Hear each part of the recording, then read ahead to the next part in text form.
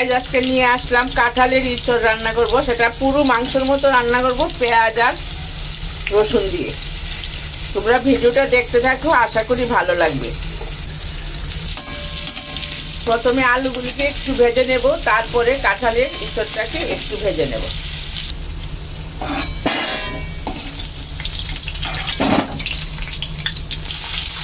এক্ষণে ভেজে নিচ্ছি কাঁঠালের ইঁচড়টা। ইঁচড়গুলি খুব ভালো করে কষিয়ে নেব। ভাজা হয়ে গেল ইঁচড়গুলি, এখন নামিয়ে নেব। তেজপাতা থাকছে ফোড়নে, আর থাকবে পেঁয়াজ,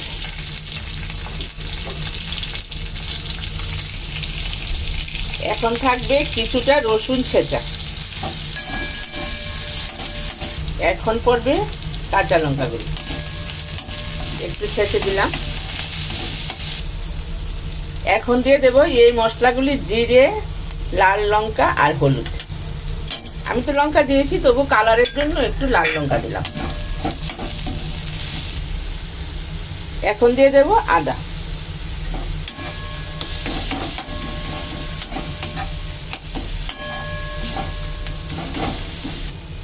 এখন দিয়ে দেব সেই ভেজে রাখা ইঁচড় আর আলু।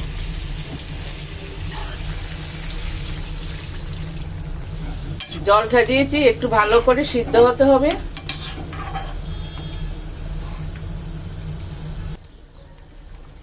এখন পড়বে স্বাদ মতো নুন।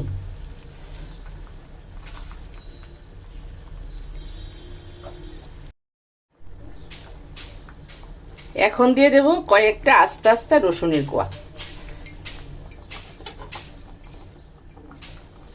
আর একটু হবে।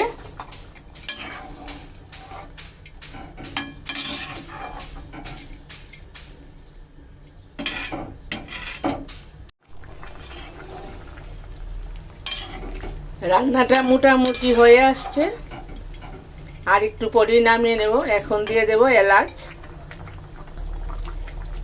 এলাচগুলি ছেঁচে রেখেছি। এখানে অল্প একটু দারচিনিও আছে।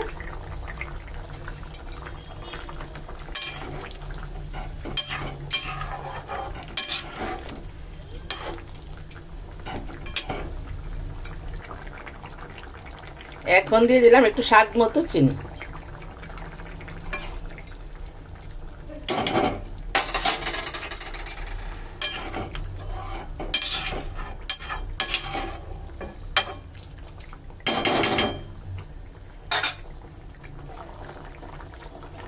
এখন একটু ঘি দিয়ে দেব।